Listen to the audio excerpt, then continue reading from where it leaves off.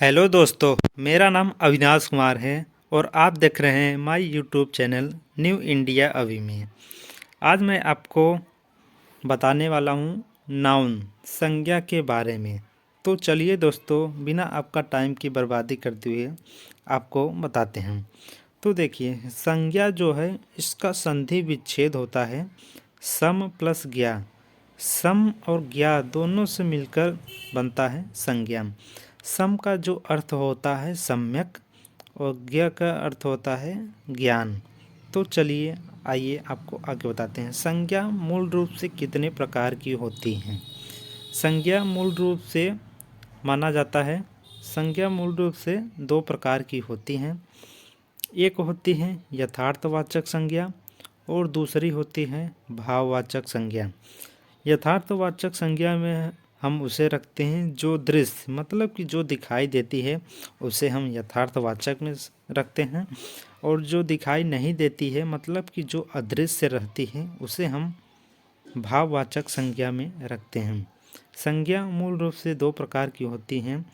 यदि आज के आधुनिक युग में पूछा जाता है, पेपर में जब पूछा जाता है कि संज्ञा कितने प्रकार की होती हैं, तब हम उसका आंसर 5 लगाएंगे, क्योंकि संज्ञा 5 प्रकार की होती है।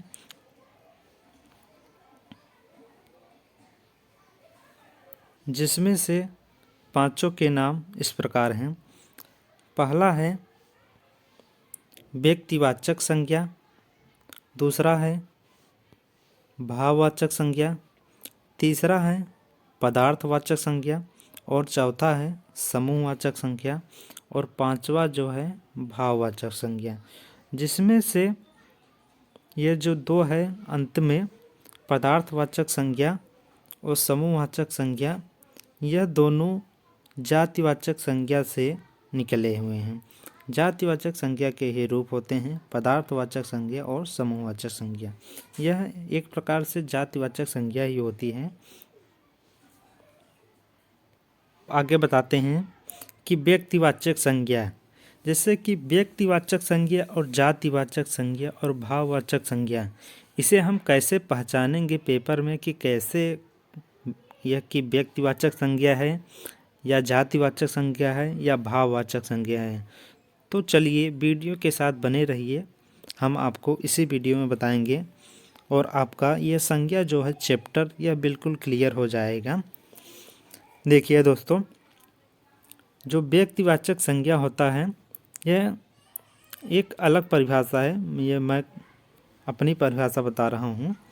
यह दृश्य होती है एक तरफ से और एक वचन होती है, और दुनिया में केवल अकेली होती हैं। व्यक्तिवाचक जो संज्ञा होती है यह दृश्य होती, दृश्य तो होती है लेकिन दुनिया में अकेली होती हैं व्यक्तिवाचक संज्ञा।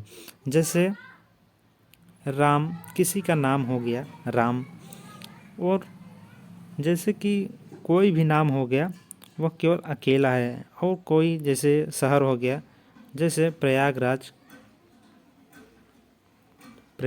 यह समझाने के लिए आपको बता दे रहा हूँ कि यह देखिए जैसे अकेला है। अब प्रयागराज के जैसा तो कोई और अलग शहर नहीं है जैसे इस नाम से, इसलिए यह व्यक्तिवाचक संज्ञा में आ जाता है।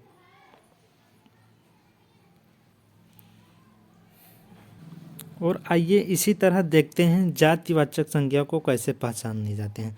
जातिवाचक संज्ञा दृश्य होती है और जिसके जैसे और होते हैं और बहुवचन भी बनता है इसका, तो इसे जातिवाचक संज्ञा कहते हैं कि जिसके जैसे और होते हैं इसका बहुवचन बनता है। और एक बात बताना आपको भूल गया मैं कि जो व्यक्तिवाचक संज्ञा होती है इसकी जो है बहुवचन कभी नहीं बनता है। जो व्यक्तिवाचक संज्ञा है इसका बहुवचन कभी नहीं बनता। आप इससे भी पकड़ सकते हैं कि कोई जैसे राम लिखा है, राम, यह व्यक्तिवाचक संज्ञा है। व्यक्तिवाचक संज्ञा है क्योंकि इसका बहुवचन नहीं बन पा रहा है, कि राम का बहुवचन आप नहीं बना पा, जैसे रामे, ये कोई बहुवचन नहीं है, ये संज्ञा गलत है।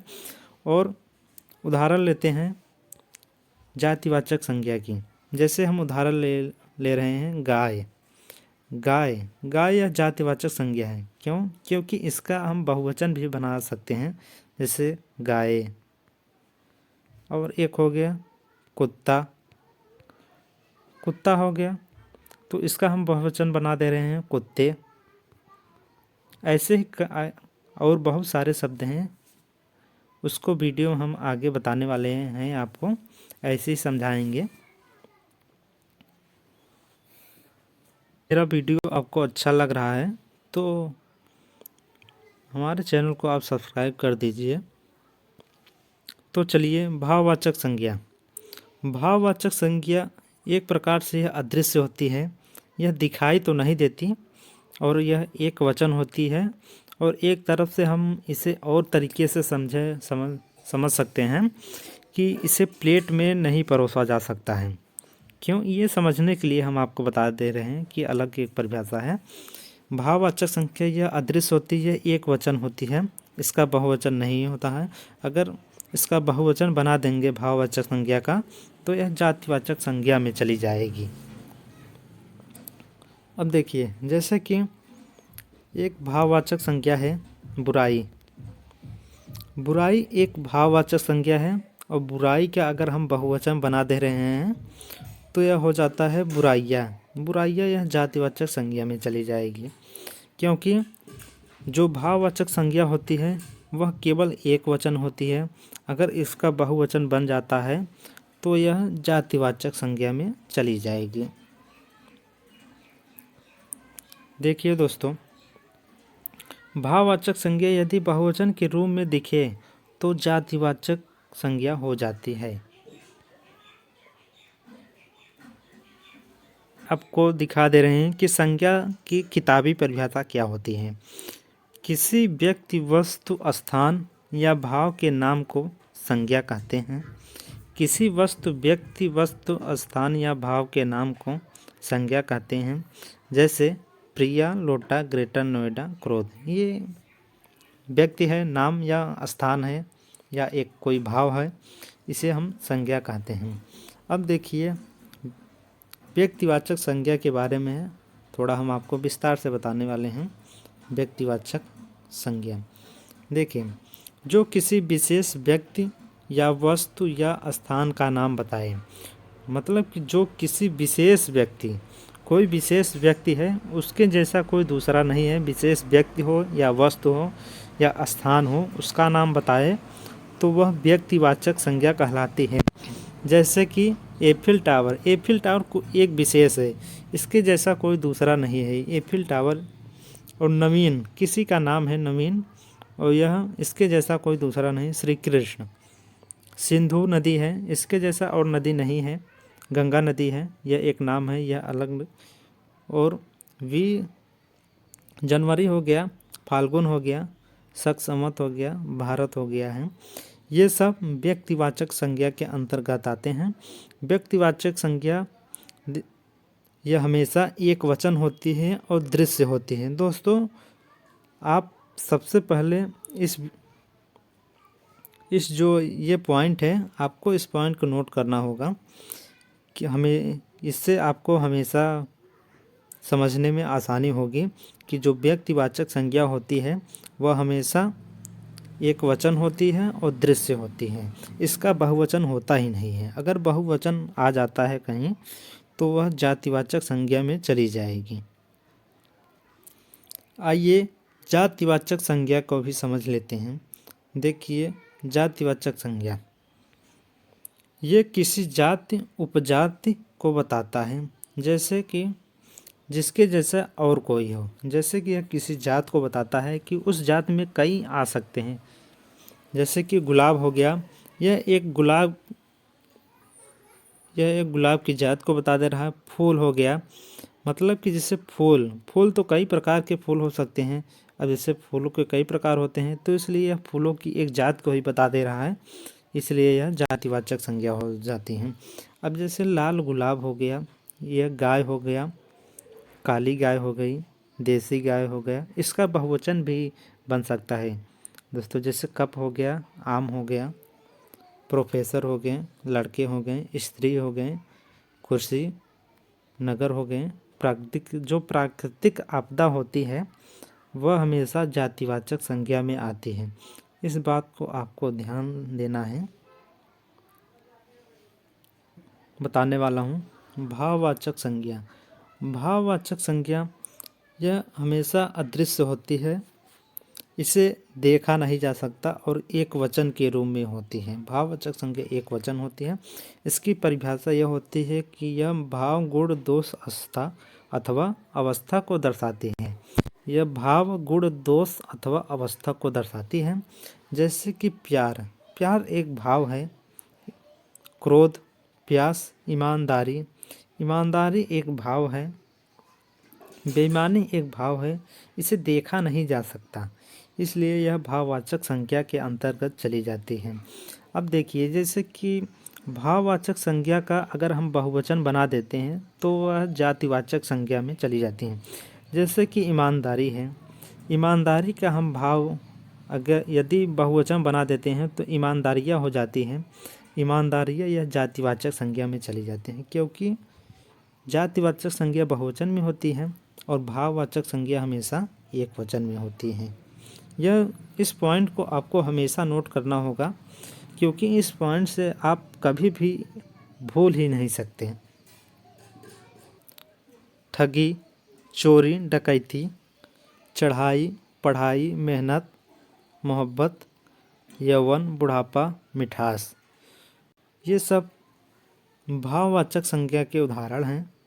आइए आगे देखते हैं। भाववाचक संज्ञा है जैसे कि हो गया सजावट, बनावट, शीघ्रता, गिनती, लोकतंत्र, राजतंत्र। यह एक भाववाचक संज्ञा है। आइए देखते हैं द्रव्यवाचक संज्ञा के बारे में। द्रव्यवाचक संज्ञा, तो उससे पहले मैं आपको बता देना चाहता हूँ कि संज्ञा कुल 5 प्रकार की होती हैं। 5 प्रकार की होती हैं, जिसमें 3 के बारे में मैंने आपको बता दिया है। एक व्यक्तिवाचक और दूसरा जातिवाचक और तीसरा भाववाचक, और 2 अभी मैं आपको बताने वाला हूँ। एक हो गया द्रव्यवाचक या पदार्थवाचक और दूसरा समूहवाचक। तो चलिए द्रव्यवाचक बता दे रहा हूँ। द्रव्यवाचक, जिसकी गिनती न की जा सकी वह द्रव्यवाचक कहलाती हैं। अब जैसे कैसे समझते हैं इसे, आइए उदाहरण को देखकर समझते हैं। जैसे हो गया तेल हो गया, इसकी गिनती नहीं की जा सकती, इसलिए यह द्रव्यवाचक संज्ञा में आती है। यह सब एक पदार्थ भी है, इसलिए इस पदार्थवाचक संज्ञा भी कहा जाता है इसे। जैसे हो गया तेल हो गया, घी हो गया, पानी हो गया, डालडा हो गया, सोना हो गया, यह सब द्रव्यवाचक संज्ञा के अंतर्गत आ जाता है। समूहवाचक संज्ञा, समूहवाचक संज्ञा, इसकी परिभाषा यह है कि जिसकी गिनती की जा सकी वह समूहवाचक संज्ञा कहलाती हैं, कि इसकी हम गिनती कर सकते हैं। जैसे कि संगठन, यह एक समूह में रहते हैं। जैसे कि गिरोह के अंदर कई लोग आ सकते हैं, इसलिए यह गिरोह का एक समूह है, इसलिए इसे समूहवाचक संज्ञा कहलाते हैं। जैसे आर्मी है, आर्मी के अंदर कोई अकेला तो नहीं रहता है, इसमें बहुत लोग रहते हैं, इसलिए यह एक बहुत लोगों का समूह है। और पुलिस है, यह एक बहुत लोगों का समूह है, इसलिए भी इसे समूहवाचक संज्ञा कहते हैं। अब देखिए, जैसे हो गया कक्षा। अब कक्षा में कोई एक लोग तो अकेला नहीं रहता है, अब बहुत सारे बच्चे बैठे रहते हैं, बहुत सारे बच्चे रहते हैं, इसलिए यह एक बच्चों का समूह है, तो इसलिए यह समूहवाचक संज्ञा में चला जाता है। संसद हो गया, संसद के अंदर भी बहुत लोग रहते हैं, इसलिए यह एक समूहवाचक संज्ञा में चला जाता है। सेना हो गया, दल हो गया, यह एक समूह रहता है, इसलिए इन लोगों को समूहवाचक संज्ञा कहा जाता है।